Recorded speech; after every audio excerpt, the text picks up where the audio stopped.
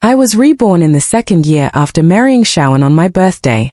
In my previous life on this day, I sat in Ningque Hall with a heart full of joy for an entire day just to wait for my husband, the most noble Prince Rui of the great Zhou dynasty, Shawan. But what I waited for was only a jade bracelet delivered by his trusted maidservant, Kuyu, along with a casual message.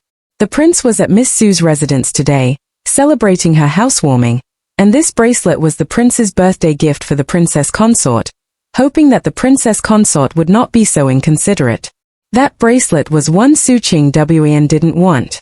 And I, the legitimate daughter of the Grand Protector's manor, the princess consort properly, married into Prince Rui's manor, in his heart, couldn't even compare to an orphan girl living under someone else's roof. I could only pick up what she discarded. That day, I cried my heart out. But in the end, I still put on that bracelet symbolizing humiliation. I thought my obedience and love would one day warm his stone-cold heart. But I was wrong. Terribly wrong. My humility only earned me his ever-worsening coldness and Su Wan's increasingly brazen provocations. In the end, on the city wall, he chose to protect Su Qing Wan without hesitation, letting the assassin's blade pierce through my chest. The bone-chilling cold and pain seemed to still linger in my body. Wangf, you are awake. Did you have a nightmare? My maidservant, Chani, came in carrying a water basin and, seeing my pale face, asked with concern. Shan Hai. I called her name, my voice carrying an almost imperceptible tremble. Seeing her standing alive before me, I nearly burst into tears. In my previous life, she was beaten to death by Tsuya on some trumped-up excuse while trying to protect me. Her remains were never even recovered. In this life, I won't let anyone hurt her again. Wangf, I took a deep breath, suppressing the surging emotions. I threw off the blanket and got out of bed, ignoring her. Help me with my makeup. The bronze mirror reflected a somewhat pale face, delicate features, yet dulled from prolonged melancholy. I touched my own cheek. The me in the mirror was still that naive, foolish girl who had given her heart to the wrong person.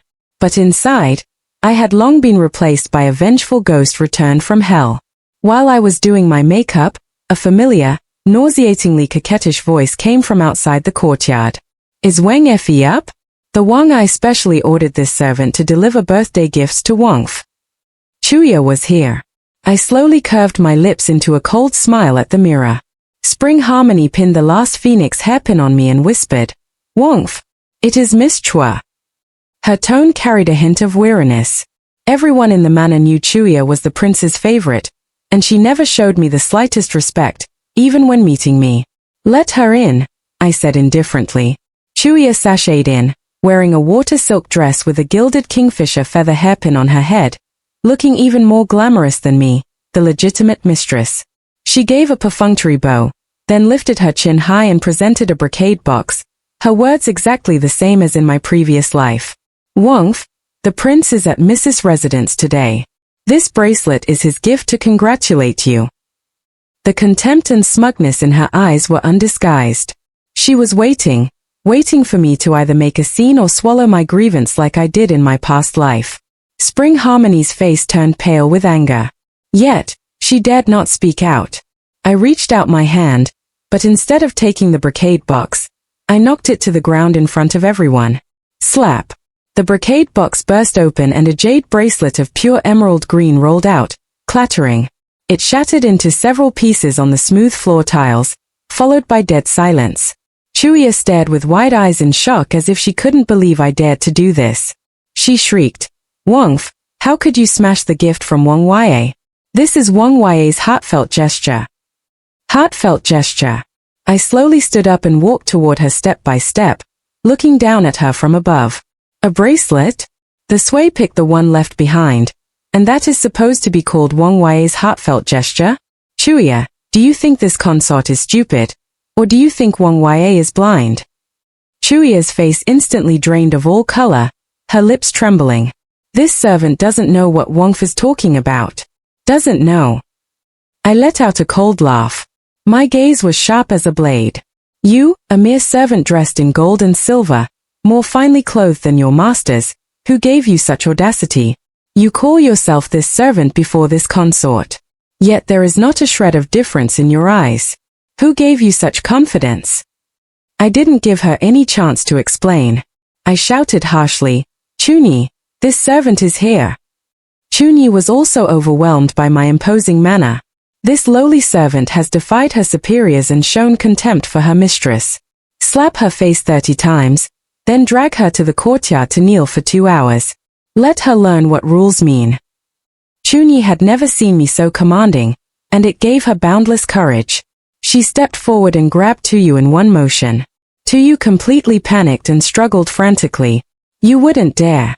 I am Wang's person, Wangfi. You can't do this to me. Wang won't let you off. I watched expressionlessly as Chunyi held her down firmly. The crisp sound of slaps rang out one after another, accompanied by her cries that went from cursing to begging for mercy. I only felt that the pent-up resentment in my heart had finally dispersed a little. This is just the beginning. After dealing with Tuyu, I returned to the study and spread out a plain white sheet of rice paper. I clearly remember in my previous life, 3 days after today, urgent news came from the northern border. The barbarian tribes launched a surprise attack on the border garrison. Due to insufficient preparation, 3 cities fell. Tens of thousands of soldiers were lost, and Shorao Xuan was severely reprimanded by the emperor, leaving him greatly weakened. I picked up the brush and wrote with my left hand, a line of crooked characters, barbarian attack imminent, human, Yangguan, Jinshan. 3 cities must prepare immediately. I folded the note, placed it in the most ordinary envelope, and summoned an inconspicuous servant who usually handled purchasing errands. I gave him an ingot of silver. Leave the manor, find a street urchin you don't know, and have him drop this letter beneath the grievance drum at the capital prefectures, Yammen. Remember, only heaven and earth know of this. Only you and I know. If a third person finds out. I paused, my tone turning cold. You know the consequences. The servant nodded frantically in fear, clutching the letter and silver as he fled like the wind. 3 days later, urgent news from the northern border arrived in the capital via 800 Li Express courier, exactly as I had predicted. The barbarian army had launched a surprise attack. Their targets aimed directly at the 3 cities of Yum, Yangguan, and Jinshan. He reported it up through the ranks to the Ministry of War, and the emperor, choosing to believe it might be true, issued an imperial decree ordering the northern border garrison to heighten their defenses. The barbarian forces crashed headlong into walls of iron and bronze that were already prepared. Not only did they fail to succeed, but they were lured into an encirclement and nearly annihilated. An enormous merit fell from the heavens, and the emperor was greatly pleased. In court, he lavished praise upon the unknown righteous citizen from the streets and ordered a thorough investigation to further reward them. Shawnee stood among the officials, his expression shifting between light and dark. He knew full well that without this letter, the blame for the fall of the northern border would be his to bear. But this letter came at too coincidental a time, as if an invisible hand was manipulating the chess pieces from the shadows. And I, as the mastermind behind all of this, was in Ningwei Hall, leisurely flipping through a medical text. After I severely punished Chuyo, Xiaoan indeed came storming back to the manor to confront me. I merely tossed an account book coldly in front of him, which clearly recorded how Kuyu had been skimming off the servants' monthly wages over the years, how she had secretly sent the manor's treasures to the Su residence. If the prince thinks my punishment was wrong, you are welcome to take her back and pamper her. Well, I just wonder when word gets out, will people say that I, the princess consort, am jealous, or will they say that you, the prince, are lax in managing your household, favoring a concubine over your wife? He was left speechless by my retort, and in the end, simply stormed off with a flick of his sleeves. Since then, he never set foot in Ningwei Hall again. I was happy to have my peace, and soon an opportunity arrived. The Empress Dowager's birthday was approaching, and the palace was hosting a banquet. As princess consort of Rui, I was naturally expected to attend. I clearly remembered that in my previous life, the Empress Dowager suffered from a stubborn head ailment, enduring unbearable pain whenever it rained. Yet, she searched for famous doctors in vain. But I had once seen a folk remedy for this condition in a rare medical text in Shaoani's study. That book was later gifted by him to Su Qing Wuan, and Sachin Wn used this remedy to cure the Empress Daga, gaining supreme favor in this lifetime. This glory I will reclaim with my own hands. On the day of the birthday banquet, I abandoned those glamorous and elaborate palace gowns I used to wear, choosing only an elegant moon-white long dress. Without any makeup, my skin appeared even more lustrous, my features cold and distant like a snow lotus standing alone in the world. When I appeared in the imperial garden, everyone was stunned, including Xiaoan and Su Qingwuan, who stood side by side. Xiaoan's gaze held a hint of curiosity and amazement as if seeing me for the first time. As for Sachin Wan, she was dressed up elaborately today in a pink long dress, delicate and lovely, yet standing next to me, she looked somewhat tacky. A flash of jealousy and hatred quickly passed through her eyes. Halfway through the banquet, during the singing and dancing, the Empress Daga suddenly frowned and held her forehead. The emperor immediately became nervous. "Mother, is your headache acting up again?" The chief physician of the Imperial Medical Academy hurried forward to check her pulse, but in the end could only bow and apologize. This is a complex and difficult to treat illness that can only be managed through herbal remedies. Please forgive this humble servant's incompetence. The atmosphere in the hall became somewhat heavy. Father Emperor, Mother Empress. This daughter-in-law once saw a prescription in an ancient book from the prince's mansion library that might be effective for Empress Daga's headaches. Everyone's eyes all focused on me. The emperor was somewhat surprised. "Oh, the Princess of Rui knows medicine," I answered neither humbly nor arrogantly. I dare not claim expertise. I just read a few miscellaneous books when I had nothing to do. That book recorded that one could use gastrodia, Sichuan lovage, and angelica root combined with aged rice wine to make a medicinal pillow. Using it daily can invigorate blood circulation, unblock meridians, dispel wind, and relieve pain. This method is gentle. Even if ineffective, it won't harm the body. The chief physician pondered for a moment after hearing this, his eyes lighting up. What the princess said is absolutely right.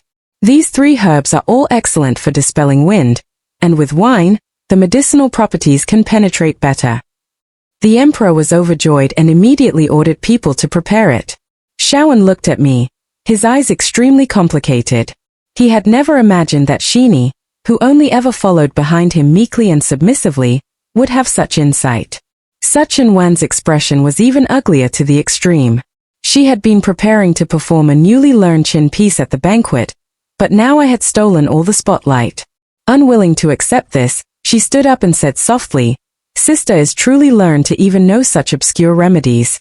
This humble sister lacks talent, but I am willing to play a Qin piece for Empress Daga to ease her pain." She wanted to outshine me with her talents. Too bad I was no longer who I was in my previous life. I smiled faintly and looked at her. Miss Su is thoughtful, but although Qin music is beautiful, it is ultimately external. A physician's benevolent heart focuses on treating the root cause and tracing the source. Just like this headache, the ailment lies within. If one only seeks momentary external pleasure, it is no different from drinking poison to quench thirst. Does sister agree or not? These words left her speechless, her lotus-like face flushed bright red. Playing the Qin now would make her seem inconsiderate and unconcerned about Empress Daga's condition. The emperor looked at me with approval. The Princess of Rui speaks reasonably. That day, I became the brightest star at the palace banquet. The expressions on Xiaoani and such Qingwuan's faces, as if they had swallowed flies, were the first gift I received since my rebirth, and the most satisfying one. The medicine for Empress Daga showed remarkable results. In just a few days, she felt refreshed and clear-headed. Her headaches greatly reduced. When the old lady was pleased, rewards flowed into the Rui prince's residence like water, specifically designated for me. For a time, my reputation in the capital soared. Everyone said the Princess of Rui was not only virtuous but also possessed a benevolent healer's heart. This glory clearly wounded Xiaoani's pride. He felt a loss of control. I could no longer be manipulated by him at will. I had the favor of the Emperor and Empress Daga. I had my own reputation. This made him feel unprecedented unease and irritation. So he issued an order. The princess has been in the spotlight too much lately, which may invite criticism. From today onwards, Move to the Jinxie courtyard to rest quietly. The household management will temporarily be handled by Miss Su. He stood before me, still with that lofty, condescending attitude of bestowing charity, as if confining me was for my protection. Jinxie courtyard was the most remote and desolate courtyard in the prince's residence, no different from an abandoned yard. Chunyi was trembling with anger. Your Highness, how can you treat the princess consort like this? The princess consort is the mistress of this residence, but I stopped her, calmly curtsying. Yes, I obey your command. Shawan seemed not to have expected me to be so obedient, stunned for a moment. Then a hint of satisfaction flashed in his eyes. In his view, I was still that woman who couldn't leave him, and as long as he applied a little pressure, I would immediately revert to my original form. He was wrong. I calmly moved into the weed-overgrown Jinxie courtyard with Shani. It was indeed dilapidated here, but for me, it was an excellent cover. I took out the gold and silver bestowed by Empress Daga and ordered Shuni to secretly distribute them to those servants who had been mistreated and marginalized, rough work old women who had been sent here, little maids whose monthly wages had been docked for making mistakes. I used the medical skills from my previous life to nurse their health and use money to improve their lives. Hearts are made of flesh, and soon Jinxie courtyard was no longer a lifeless abandoned yard but became my most loyal fortress, an invisible intelligence network centered here. It quietly covered the entire Ruong residence, where Su Qinwen met each day. What she said, even how many times a cat in her courtyard sneezed, would reach my ears at the first moment. After Su Qinwen took charge of household affairs, she became more and more arrogant. She thought I had been completely thrown into the cold palace, so she developed thoughts of eliminating me once and for all. One afternoon, I was reading in the courtyard when a little maid responsible for delivering meals came in looking flustered. She brought the food nervously. She was one of the people I had recently recruited. She set down the food box, and when no one was paying attention, quickly shot me a glance, her fingers moving discreetly inside her sleeve. I understood immediately. Before long, an elegant and noble woman walked into the Jinxie courtyard, accompanied by Shawan. It was his birth mother, Consort Xian. Waya, I heard you weren't feeling well, so I came specially to see you. Consort Xian held my hand, her words full of affection. In my past life, Consort Xian treated me very well, but she held little power and ultimately couldn't protect me. Shawan stood to the side, looking at this rundown courtyard. A flash of sympathy crossed his eyes, but it was quickly masked by coldness. I pretended to cough weakly twice. I've troubled mother consort to worry. This daughter-in-law is fine. Su Qingwuan followed behind and said insincerely, elder sister is just too stubborn. The prince was doing it for your own good. If you had yielded earlier, how could things have come to this? I ignored her and simply picked up the bird's nest porridge on the table, pretending to drink it. Wangf, you mustn't. The little maid who delivered the food suddenly rushed out and knocked the bowl from my hands. The porcelain bowl shattered on the ground, black porridge spilling everywhere. Insolent servant. Shawan roared. The little maid knelt on the ground, trembling all over, but pointed at the porridge on the ground and sobbed, reporting to the prince and consort Xian, there is poison in this porridge. Everyone was stunned. Such Qingwuan's face went pale, and she immediately shrieked, you are talking nonsense. All the food has been tested for poison. How could it possibly be poisoned? I looked at her coldly. Is it nonsense or not? Get a silver needle and test it. Then we'll know. The imperial consort immediately pulled out the silver hairpin from her head and dipped it into the kanji. When she took it out again, the silver hairpin had already turned completely black. The imperial consort's face instantly darkened. I looked at that little maidservant, and she immediately took out a small paper packet from her sleeve, holding it up high. This was given to me by Mama Jiang from the kitchen, telling me to mix it into the princess consort's kanji. Mama Jiang said it was Miss Su's orders. Such Qingwuan was so frightened that her face turned pale, and she fell to her knees. It is a false accusation. Your Highness, Mother Consort, it wasn't me. This lowly servant must be framing me. Oh, I spoke slowly and deliberately, but my gaze turned to the imperial mother consort. Your daughter-in-law has been confined here, staying out of everyone's way. I don't know whose path I've blocked that someone would make such a vicious move. Now my authority to manage household affairs has been taken away.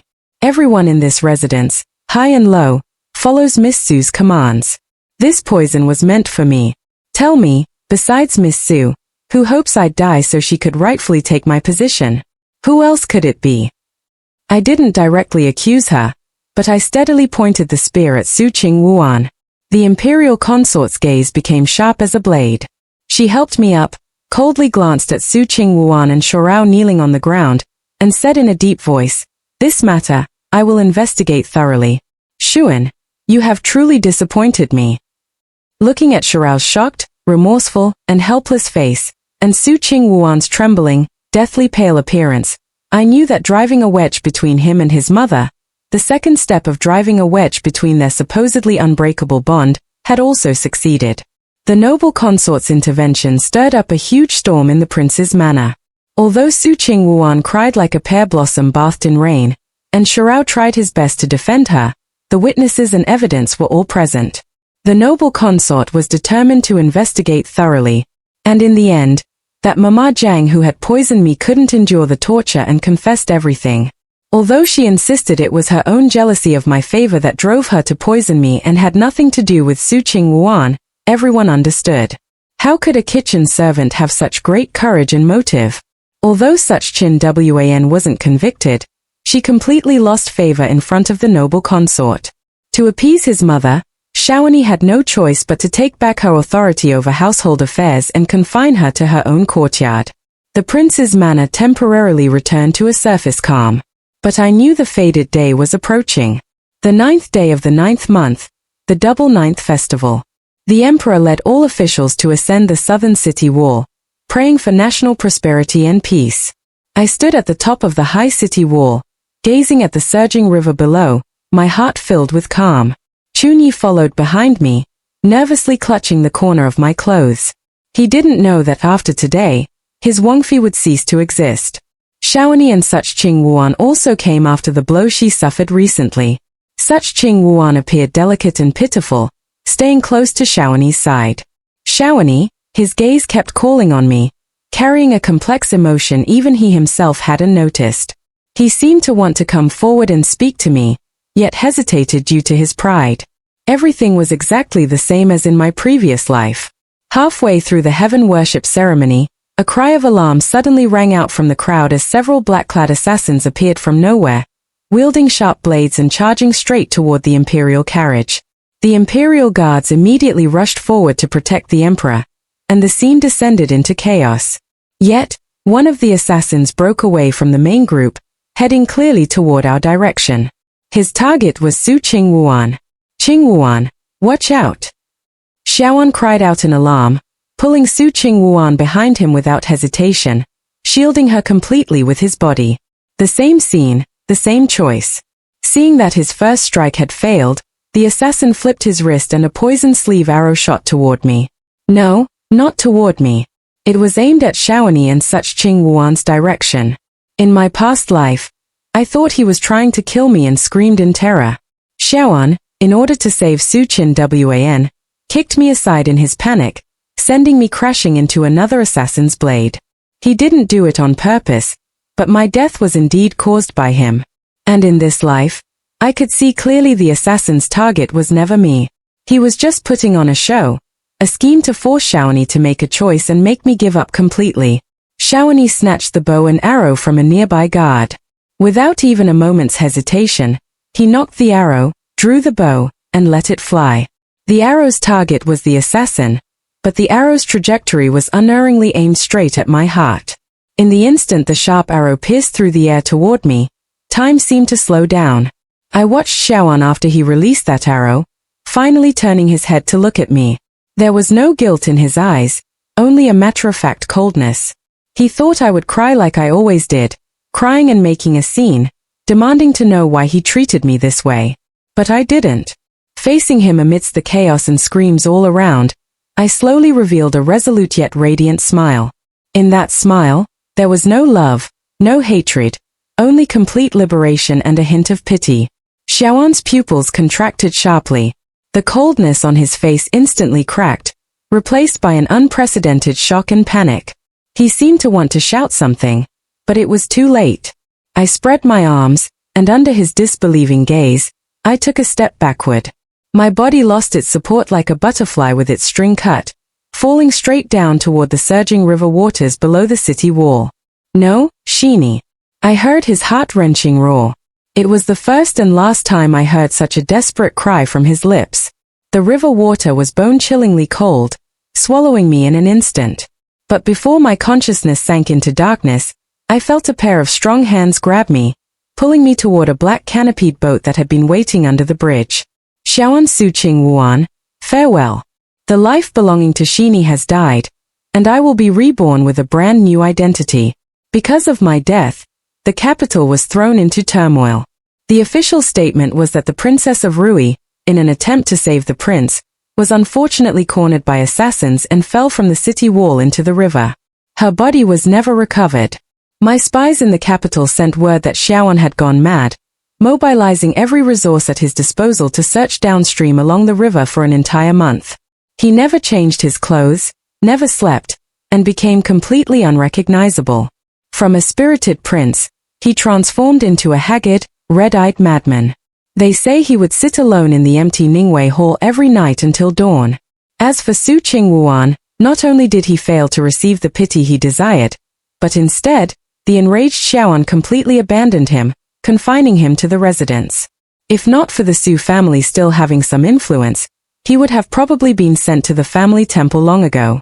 When I heard this news, I was sitting in a newly opened medical clinic in Suzhou Jiangyang, leisurely savoring a fresh cup of Beluan tea. The river breeze is gentle and warm, not cold against the face. I gave myself a new name, Shenning, and relying on the many medical principles and prescriptions from my memories of my past life, I quickly established myself in Suzhou. My clinic is called the Hall of Saving Lives, meaning I only seek to save lives regardless of wealth or status. I specialize in treating difficult and complicated diseases, curing patients with my medicine. Some pay nothing while others pay a fortune. Within half a year, the name of Shenning, the miraculous doctor of Jiang, spread throughout the entire Jiang region. Shani stayed by my side, watching me transform from a resentful woman trapped in the inner chambers into a respected, independent, and confident female physician. Her eyes were full of admiration and heartache. "Miss, have you heard the news from the capital? Does it still make you sad?" Chunyi asked me cautiously. I set down my teacup and smiled faintly. I am someone who has already died once. My heart hardened long ago. His current suffering is merely repayment for the debts he owed me in his past life. Why should I be sad? I only feel this retribution hasn't come fiercely enough. My heart was calm without a single ripple. The Sheeny, who curled up within the high walls of the deep palace, crying over some illusory love, had already drifted away with the surging river waters into the past. Now I only want to accumulate enough wealth, connections, and reputation, and then deliver them a grand gift. Soon an opportunity came knocking.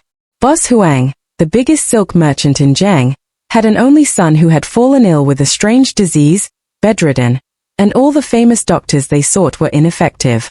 Boss Huang heard of my reputation and personally came to offer a hefty sum. I only used 3 prescriptions, and his son was able to walk again. Boss Huang was deeply grateful, not only presenting 10,000 taels of gold, but also treating me as an honored guest, declaring that whatever I needed, he would go through fire and water to help. That was exactly what I was waiting for. I watched the merchant caravans heading north, listening to their talk about how Prince Rui in the capital was growing haggard day by day, filled with regret, and a cold smile played at the corner of my lips. A year later, a carriage from Jiang quietly entered the capital. Minister Chen of the Ministry of Personnel was advanced in age and had recently fallen seriously ill, bedridden with the imperial physicians at a loss. The Chen family, desperate for any cure, heard of the divine doctor from Jiangyang and spared no expense to summon me from 1,000 miles away to the capital. Returning to this familiar place, my heart held not a ripple of emotion. The tall city walls and the bustling streets were merely scenery at the minister's residence. After taking Minister Chen's pulse, I prescribed a potent medicine. Minister Chen's family exchanged uncertain glances, not daring to use it rashly. I simply said calmly, after 3 bowls, if there is no effect, Shen Ning is willing to accept punishment. After 3 bowls of medicine, Minister Chen indeed slowly awakened. Though still weak, he was out of danger. The Chen family was endlessly grateful to me, and to show their appreciation, they specially held a banquet at their residence. I wanted to decline, but Madame Chen's enthusiasm was hard to refuse. More importantly, she mentioned that the prince happened to be visiting her father today. Having heard that the divine physician was here, he insisted on meeting me, Shawan. The corners of my lips curved slightly as I nodded in agreement. At the banquet, I was still dressed in plain white, sitting quietly in a corner, but the title of Jiang Yin's divine physician still made me the center of attention. When that familiar yet unfamiliar figure appeared at the doorway, all the clamor in the hall seemed to freeze. Shawan had grown much thinner, his brows tinged with an inescapable look of desire and exhaustion. Yet his royal python robe still made him appear tall and imposing with extraordinary bearing. His gaze searched through the hall, finally landing on me. As our eyes met, I clearly saw the color drain from his face in an instant. His body went rigid, and his pupils exploded with intense shock, wild joy, followed by even deeper suspicion and pain. He stared at me fixedly, his lips trembling as if wanting to say something, yet unable to utter a single word. She looked too much like me. My eyes, my expression, even the way I slightly raised my pinky when lifting the teacup was exactly like Shen Wei. Minister Chen's son enthusiastically stepped forward to introduce, "Your Highness, this is the miraculous physician from Jiang I mentioned to you, Miss Shen Ning, who saved my father's life." "Shen Ning," she murmured, repeating the name, walking toward me step by step, her gaze as if she wanted to devour me. I calmly stood up and gave him a curtsy, my voice cold and distant. "This commoner Shen Ning greets your highness." This unfamiliar voice and attitude was like a bucket of cold water jolting him awake. The light in his eyes dimmed, replaced by endless disappointment. Yes, his princess consort was already dead. Not even bones remained. The person before him was perhaps just someone who looked similar. Just then, a delicate figure emerged from behind him, gently curtsying to me. "I've long heard of divine physician Shen's great reputation. Seeing you today, you truly are remarkable. I am Su Qing Wuan. These past years, my health hasn't been well. Might I ask the divine physician to examine my pulse?" Such Qing Wuan. She actually came too. I looked at her face that still evoked pity and sneered inwardly. She wanted to regain sympathy in front of Shawan while testing me at the same time. Fine then, I gladly agreed. I extended 3 fingers and placed them on her pale white wrist. Shawan's gaze fixed unblinkingly on my hand. He remembered Shen's hands. They were just as slender and fair. After a moment, I withdrew my hand and spoke differently. "Miss Su's pulse is calm and strong with abundant Qi and blood. There are no signs of any urgent condition. It seems that with proper care in recent years, her body has long since recovered. Congratulations." My voice wasn't loud yet. Every word was crystal clear, striking like heavy hammers upon the hearts of Shawan and Su Qing Wuan. Su Qing Wuan's face turned pale instantly. The sickly facade she had used for years to gain Shawan's pity was torn to shreds by my casual remark about a calm pulse. As for Shawan, he suddenly looked at Su Qing Wuan, his eyes showing undisguised sharpness and suspicion for the first time. He was wondering just how long she had really been sick and how many of those illnesses were genuine. I had successfully planted the deepest, most poisonous thorn in his heart. When autumn arrived with its crisp air, it was the perfect season for hunting. For the royal autumn hunt, the emperor specially issued a decree inviting Shen Ning, the divine physician from Jiang Yin, to accompany them in case of emergencies. I gladly accepted the order. I knew this was Su Qing Wuan's death warrant and the climax of Shawan's crematorium. On the hunting grounds, banners fluttered as numerous royal relatives and noble family sons rode their spirited horses in splendid attire, looking quite imposing. Shawan's gaze hardly left me. He was sometimes infatuated, sometimes pained, sometimes doubtful. Various emotions intertwined in his eyes, tormenting him. Su Qing Wuan obviously sensed the crisis, too. She had to do something to win back Xiaoan's heart. So, during a scene of chasing a white fox, she accidentally fell off her horse. She let out a cry of alarm, fell weakly to the ground, her face pale, clutching her chest, looking as if she couldn't breathe. Xiaoan's expression changed. He immediately dismounted and rushed over. "Qinwan, what is wrong, Your Highness? My heart is aching terribly. My old ailment has flared up again." She spoke in a feeble voice, tears in her eyes, looking at him pitifully. This familiar scene made quite a few people around them show expressions. However, this time a hint of hesitation flashed in Xiaoan's eyes. He remembered what I had said at the minister's residence. The Emperor and Empress Dowager also gathered around, their faces showing concern quickly. "Where is Divine Physician Shen?" the Emperor called out loudly. I pushed through the crowd and walked over, squatting down to check. When Su Qingyuan saw me coming, a flash of smugness and provocation appeared in her eyes. She didn't believe I would dare say she wasn't sick in front of everyone. As long as I admitted she was sick, she could prove that I was just talking nonsense at the minister's residence last time. I examined her hands and feet, finding no injuries. Then I looked at her and said calmly, "Miss Su, please bear with me for a moment." Without waiting for her reaction, I took out an inch-long golden needle from the needle pouch I carried with me and plunged it lightning fast into an acupoint on her arm. Su Qingyuan let out a short scream, and the next second, a miracle happened. Her randomly pale complexion quickly became rosy, and her labored breathing stabilized. She even sat up on her own, staring at her hands in bewilderment as if she couldn't believe she had actually recovered. Everyone was stunned. The Emperor clicked his tongue in amazement. Divine Physician Shen truly has miraculous healing skills. One needle and it worked. I withdrew the golden needle and stood up, explaining without haste, "Your Majesty, this acupoint is called the alarm interval point, specifically for treating temporary Qi and blood blockage and muscle spasms caused by fright or intense physical activity.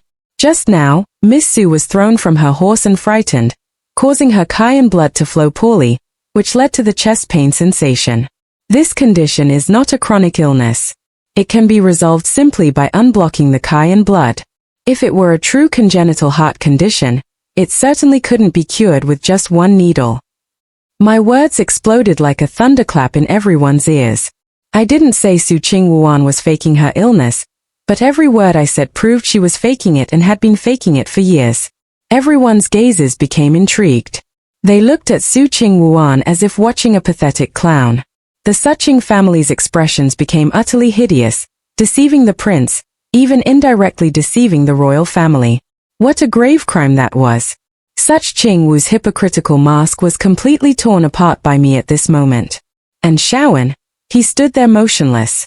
He looked at Su Qingyuan, his eyes devoid of any pity, only endless cold disgust and immense mockery at himself for being deceived all these years. His faith had crumbled. He slowly turned his head to look at me. That gaze was filled with crazed inquiry and a hope bordering on despair. He finally began to doubt, not starting to believe me. But Shun Wei, after the autumn hunt, Xiaoan completely lost it. He no longer concealed anything, mobilizing all the power of the prince's mansion. Following the lead of Shun Ning, he frantically traced upward from the hall of the living in Suzhou to the boatman by the river, then to the servant in the capital who had taken my silver. The clues were pieced together bit by bit. The escape plan, the flawless disguise, the rise of the divine position in Zhang Yun. Everything pointed to a truth that shattered him to his core. That moonlit night, I had just turned off the lamp and was about to rest when the door was kicked open from outside. Xiaoan stood at the doorway, covered in dust from his travels, his eyes bloodshot like a beast cornered in desperation. He stared at me intently, walking closer, step by step, reeking of strong alcohol and carrying the exhaustion of a sleepless night. "It was you, wasn't it?" His voice was hoarse, barely recognizable. Every word seemed squeezed out from his throat. I calmly put on my outer robe and lit the candle on the table. I didn't answer him, walking up to me. His tall figure completely enveloped me. He reached out with trembling hands as if wanting to touch my face, yet not daring to. The leap from the city wall. "You had planned it all along, didn't you? You never died at all." His voice was choked with sobs. Why did you do this? Why did you do this to me? I lifted my eyes and looked at him quietly. Even now, what he questioned was why I had deceived him rather than reflecting on what he himself had done wrong. How laughable. Your Highness has barged into a commoner woman's residence late at night. What is your purpose? If it is for a medical consultation, it is too late now. If it is to reminisce about old times, it seems Your Highness and I have no old times to speak of. I spoke coldly, distancing myself completely. He finally lost control and grabbed my shoulders, shaking me hard. Stop using this name, this expression with me. You are Sheenie. You are my princess. Princess. I laughed with incomparable sarcasm. Didn't your princess already fall into the river and die under the arrow you shot to protect Su Qingwuan? This sentence was like the sharpest knife, instantly piercing through his last line of defense. He suddenly let go of me, staggering back 2 steps, all color draining from his face. I didn't mean to. I thought you would dodge, he explained incoherently, his voice filled with endless regret and pain. I stopped pretending and walked to the vanity, taking out a few things from a dust-covered box. A white jade hairpin he gave me, a love knot he gave me, and several letters he wrote to me years ago. I placed these items one by one on the table in front of him. Shawan, I am returning these things to you. From now on, you and I part ways for good, with no more ties between us. I calmly watched him as I announced the final ending between us. He looked at those familiar objects, then at my living face, cold as ice. All his reason and pride crumbled in that moment. Don't do this. He fell to his knees with a thud, clutching my skirt hem, crying like a helpless child. I am sorry. I was wrong. It is all my fault. Will you come back? Come back to my side. I'll give you everything. My manner, my heart, all of it. Please don't leave me. Shawan knelt at my feet, begging for my forgiveness. I lowered my eyes to look at his trembling figure. Not a trace of emotion stirred in my heart. Belated affection is cheaper than grass. Your breakdown, your regret, they mean nothing to me anymore. Shawan's breakdown didn't last long because I knew that to make him truly suffer, emotional torment alone was far from enough.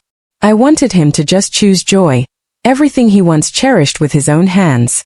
The next day, I brought a secret letter entering the palace to see the emperor. Your Majesty, this commoner has an important matter to report. I knelt in the golden throne hall, my voice clear and resonant. Please speak, divine physician Shen. The emperor was quite courteous to me. I presented that letter. This is evidence of the Su family's intention to collude with the northern barbarian tribes and plot rebellion. It also includes the complete truth of how they bribed assassins a year ago, staged a self-inflicted wound scheme on the southern city wall, intending to frame loyal officials and destabilize the nation.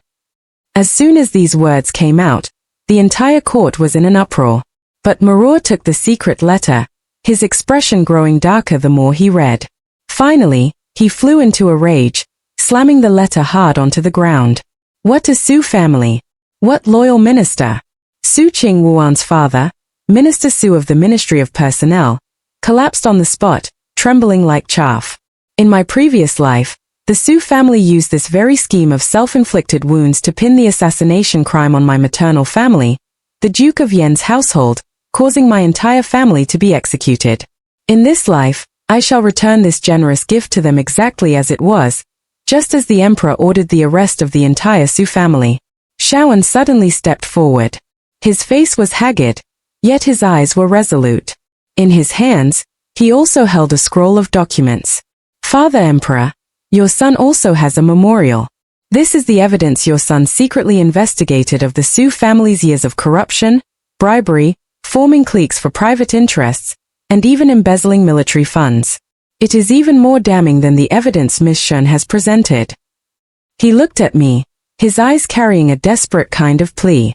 He was using this way to present his pledge of allegiance to me. He wanted to destroy the Su family with his own hands, destroy everything he once protected, only to seek even the slightest forgiveness from me. I coldly averted my gaze. The two pieces of evidence combined, and the Su family's crimes became an ironclad case. Under this thunderous momentum, The Su family that had once been prominent instantly crumbled to dust. The entire clan was executed, and their property was confiscated. As one of the masterminds, Su Qingwuan was bestowed a cup of poison wine by the emperor. The one who delivered it to her was none other than Xiaoan himself. I didn't go to watch that final scene, but I knew that when Su Qingwuan drank the poison wine and died before Xiaoan, that city called the past in his heart had truly and completely turned to ashes. With my great revenge fulfilled, all the grievances and resentment from my past and present lives dissipated into thin air. At this moment, I stood at the palace gate, gazing at the azure sky, and let out a long, turbid breath. The emperor was greatly pleased. Not only did he restore my identity as Shini, the legitimate daughter of the Yungu Duke's manor, but he also wanted to confer upon me the title of Guluan Junju, bestowing countless gold, silver, and residences. I knelt before the throne and declined all of His Majesty's generous favors. Shane Wei appreciates the kindness, but as someone who has died once, I have long since lost interest in wealth and glory. This commoner only wishes to regain her freedom, to travel the world, and practice medicine to help the people. My resolute refusal left the emperor with no choice but to sigh and grant my wish. On the day I left the capital, the sky was high and the clouds were light. My carriage reached the city gate but was stopped by a figure. It was Xiaoan. He wore ordinary commoner's clothes, stripped of all the splendor of nobility. He just stood there alone in the middle of the road like a statue of a husband awaiting stone. Wei, he spoke hoarsely. Don't go. I lifted the carriage curtain and looked at him calmly. I am willing to give up this throne. Give up everything to go with you to Jiang or anywhere else as long as you let me stay by your side and let me atone for my sins. His eyes were filled with bloodshot veins, written all over with pleading. I took out a document from my sleeve and handed it over. That was a divorce letter written long ago. My name was clearly signed, Shini Xiaoan. I looked into his eyes and said clearly, word by word, I didn't come back to take revenge on anyone nor to win back your love. I just came back to tell my foolish former self she doesn't need to love anyone to live well. I never came back to fall in love with you again. After saying that, I lowered the carriage curtain and said to the coachman, let's go. The carriage slowly started passing by him without stopping. I didn't look back. Behind me, the prosperity of the capital and his eyes filled with regret and despair gradually blurred, eventually becoming a scenery in my life that I bid farewell to completely. The wheels rolled on, the road ahead stretched far. This time my horizon belongs only to